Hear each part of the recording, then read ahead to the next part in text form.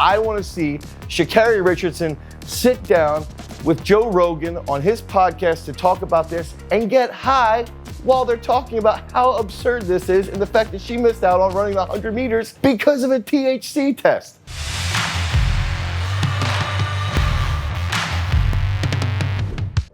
So the greatest female American sprinter in the entire world has tested positive for cannabis. And we're talking about Sha'Carri Richardson. So this is one of the most impressive sprint phenoms to ever come up the ranks. Before we get into the article and go over all the little intricate details, is that Sha'Carri Richardson was on pace and will be on path to break all of FloJo's records. I believe that she will go down as probably the greatest sprinter of all time by the time her career is over. I think that we're seeing with the 400 meter hurdle world record being taken down, the shot put world record being taken down, and two guys going after that 400 meter world record, it might go down again. What we're seeing is it literally is taking about 30 years for a lot of these drug-tainted records to go down. FloJo's very likely on drugs when she set the 100 meter and 200 meter. All you've got to do is go back and look at the progression that she made from 87 to 88 and how much she dropped in those years. So it's taken about 30 years for these drug-tainted records to get broken by these absolute phenoms. And I think that what brings to light here is that it takes a lot of work, very special talent, very special coaching to chip away at these hard world records, right? So Sha'Carri Richardson went on TV, she comes out, she says all these things, or she tweeted all these things, and it's basically the American sprinter who was set for a star turn at the Tokyo Olympics this month could miss the games after testing positive for marijuana. Okay, so first we've got to sit there and say, all right, she's testing positive for marijuana. Right away, my first thought when I read positive drug tests, you know, when we went over the Shelby Houlihan thing, is this drug performance enhancing? Okay, so first we know it's a rule. We know that that it is a rule. You can't use cannabis in competition, or at least I think it's after 2012, they changed it from 150 nanograms per milliliter to, I believe it's now 15 nanograms per milliliter. It might be 50, but I think it's 15. So it's a lot less. So you basically now you're within like a 5 to 6 day window where you just can't smoke pot about 5 to 6 days out from competition. So that's going over that. It's not nandrolone / DECA. It's not Dianabol. It's not growth hormone. It's not testosterone. It's cannabis. And ironically, the drug test was done in Eugene, Oregon. Okay, so if you drive through Eugene, Oregon, which I was just there for 2.5 weeks, I know the streets very well of Eugene, Oregon. Not that I'm on the streets, but I know the area quite well. There's a dispensary on every single street corner. So that's what I find to just be this, it's so ironic. Cue the Alanis Morissette song. So United States Anti-Doping Agency announced a positive test result Friday morning and said Richardson had accepted a suspension of 1 month. Only 1 month, and I believe that it was originally gonna be 3 months, but I think she had taken this counseling to decrease that to 1 month. And I was just sitting there going, in my head going, what was the counseling? Hey, Sha'Carri, make sure you don't smoke 2 weeks out from a competition. Is that the counseling? Because in the initial release, the initial press release, they stated that she tested positive for a drug that is a substance of abuse. Okay, this isn't like Annika McPherson testing positive for cocaine or Sotai Mayor coming out and saying he used cocaine when he broke the high jump world record. That can be utilized as a performance enhancing drug, and it's a substance of abuse. Marijuana, I don't think is a substance of abuse. I know a lot of people who've used it and never abused it. I know a lot of people who've used it for years and just immediately stop using it randomly. I don't think it's a substance of abuse, but maybe I'm getting the definition wrong. In an interview with NBC on Friday, Richardson blamed the positive test on her use of marijuana as a way to cope with the unexpected death of her biological mother while she was in Oregon for the Olympic trials. She was raised by her grandmother, and she learned about the death from a reporter during an interview and called it triggering and definitely nerve-shocking. Okay, so her reason for using pot, was this the first time she used pot? Probably not, but her main reason was that she was struggling with the death of her mother, her biological mother, and she didn't know what to do. So this actually brings up a really interesting light, is that let's just play the game that it is a substance of abuse, instead of saying and figuring out, okay, why did she use this? Was it performance enhancing? Why did she use this? And then what can we do to help her? It's punish first, which is stupid, if you ask me, and then give her, a counseling, and then decrease her ban, which we'll go over a little bit of that later. It sent me into a state of emotional panic. I didn't know how to control my emotions or deal with my emotions during that time. She apologized to her fans, her family, and her sponsors. I greatly apologize if I let you guys down, and I did.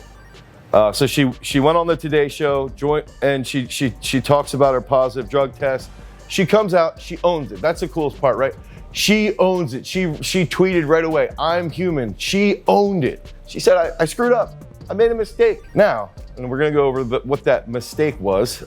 USA Track and Field has notified other women, Jenna Prandini is gonna replace her, who competed in the 100-meter final, but about the failed drug test. According to one person with direct knowledge, several runners have been told they'll be moving up a spot in the final standings. So they're actually going to take away her Olympic trials title because she got high a couple days beforehand.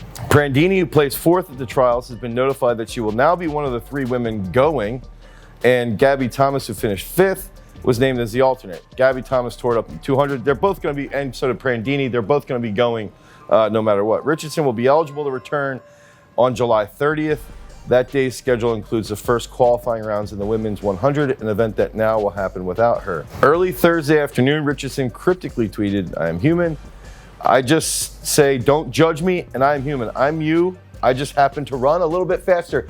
That's why she's the best. That's why everybody loves her. That's why she is going to take over the world of track and field. I just say, don't judge me. I am human. I'm you. I just happen to run a little bit faster. There's a little backstory here. I actually did a reaction to Sha'Carri Richardson being this phenom, and we didn't publish it because this happened. And the reason why she is going to be the greatest thing for media, for women's track and field, for the growth of track and field, I think for all of the entire sport, men and women, is because of those statements. Her personality is so freaking real. And my initial response when she tested positive was like, shoot, she's gonna lose. I thought it was a couple other drugs. I was trying to figure out what other substance abuse. I actually thought it could be cocaine because I feel like cannabis, they would have come out and said it right away, but I was jumping to conclusions, but I originally was going, this could really impact her financially. Now, that statement, her coming out and owning it, her talking people through the process, basically saying why she did it and how she's just like us, is exactly why it's not gonna hurt her. In fact, this might be even better for her because she's gonna come out, she's gonna own it, she's gonna go and run a crazy 4x1. It's gonna be an embarrassment to WADA and USADA and all of the world of athletics that cannabis is still a banned substance. And this is actually what needed to happen for things to possibly change regarding cannabis. So let's keep going. They don't necessarily understand it, and I wouldn't even call them haters. Okay, so she's referring to people who criticize her for marijuana use. While Richardson's suspension will be over by the time the Olympic track and field competition begins, the positive test erased her Olympic trials performance. Okay, so that does go into her positive test erased her performance, meaning she will not run in the event. And this actually brought up, I wonder if they knew she got popped and she pulled out of the 200 after she realized that she got popped. That was one thing that I was actually thinking, like she might have gotten popped after the 100 and she knew it, had to go into this counseling thing, and they had already pulled her out of the 200. They dictate that the top 3 finishers in a given event. It is possible that Richardson could still compete in the 4x1 even if she's ruled out of the individual race. That decision would be up to USATF, the national governing body of the sport. So 6 athletes are selected for the country's relay pool, and 4 of them must be top 3 finishers in 100 meters. So the other 2 don't necessarily have to be. Okay, the governing body names the remaining 2 members of the relay pool. In a statement, USATF said about Richardson's situation, it's incredibly unfortunate and devastating for everyone involved. Okay, so marijuana is on the WADA list of prohibited substances. Both USADA and USOPC are signatories to the WADA code. The drug is banned only during in-competition periods. That's a big thing here, is that this drug is only banned in comp. Okay, in comp. It's not DECA, it's not nandrolone, DECA/nandrolone, it's not Dianabol, it's not testosterone, where you can't use it ever. Marijuana is only banned in comp. This means that if somebody comes to my gym and drug tests one of my athletes who had gotten high the night before, it doesn't matter if he didn't have a competition or she didn't have a competition in the last 10 days, they're not gonna get positive, okay? So that needs to be clear. A lot of people think that it's banned all the time. It's only banned in competition. I don't think this is right, actually. Athletes may have up to 150 nanograms per milliliter of THC, the main psychoactive drug. I've got to check on that, but I thought that they had decreased it from 150 nanograms down. But anyway, so what does this mean, right? I think that just last month, Kamari Montgomery, a sprinter for 1 month, also tested positive. He had been banned or suspended for 1 month after he tested positive for marijuana. It's sort of crazy to me that cannabis is still illegal as far as a performance-enhancing drug. And the only reason I say this is that I remember growing up, my dad would say things like this. He'd say, listen, there's rules and you can't break the rules. And there's opinions. You have to respect opinions. You can't break them and you have to respect them. But that doesn't mean that there's not dumb rules and dumb opinions. So that's gotta be brought to light. This rule's stupid unless you're in the biathlon and you're shooting, or you're doing clay pigeon shooting or things like that. That's the only time you're gonna find a benefit to getting stoned. Yes, you could say like it might help her with her anxiety or with sleep, or if you have someone who doesn't eat a lot and they need to get high, it could be considered performance enhancing in that regard. But we've got to differentiate here between testosterone, nandrolone, growth hormone, stanozolol, all of those different drugs. They're anabolic components. They're very, very, very potent anabolics. They're not street drugs that you can get on every single corner in most states in the country of the United States and buy legally. I'm in Michigan right now. I was just in Oregon.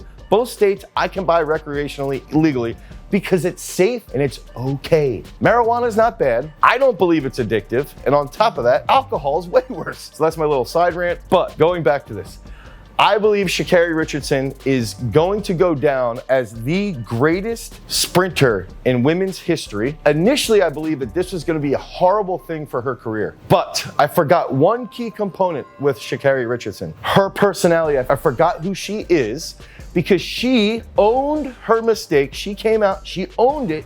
I'm human, I screwed up, I shouldn't have done this, but you don't know my situation, so don't jump to conclusions like I did. Don't jump to conclusions and be obnoxious. And because of the way she's handling this, I think there's a sliver of hope that this dumb rule that cannabis is illegal might get changed to specific sports. A sprinter getting stoned 20 minutes before a competition isn't gonna help them. It's not, okay? And maybe she smoked 4 or 5 days beforehand. She's gonna come out of this in a better situation, in a better financial situation. I think WADA and USADA are gonna have to really think about changing these rules because they're not effective. They're actually pointless. So it takes something like this happening to an individual of her stature, of her personality. She's infectious. Her personality is amazing. She's so aggressive. She's so energetic and just enjoyable to watch compete because she brings all of that energy, all that positive energy. So now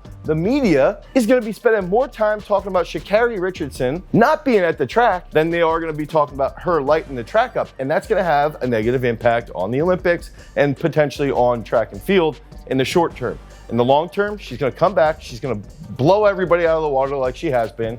We're gonna miss the head-to-head with Fraser Price, which does stink. That's one of the things that I was most excited for, was seeing them go head-to-head. So we're gonna miss out on that. But again, that's where this could end up being a positive, where we can sit here and say, all right, what can we take out of this? USADA, WADA, let's have a sit-down meeting and discuss. Maybe we just take this cannabis issue and just pertain it to very specific sports like the biathlon, for where it's a performance enhancer. We have to recognize that it's a very different situation than actually taking an anabolic component, which is why they've changed the ban and which is why they've also changed the level of cannabis or THC that can be in her blood. And the only other thing that I can see playing out here that I think could actually happen, I don't think her sponsors are gonna drop her or anything along those lines, because she's real. She is it. She is the best. The only other thing that I can see happening out of this, and this is the sign that the world is gonna be great, is I wanna see Sha'Carri Richardson sit down with Joe Rogan on his podcast to talk about this and get high while they're talking about how absurd this is and the fact that she missed out on running the 100 meters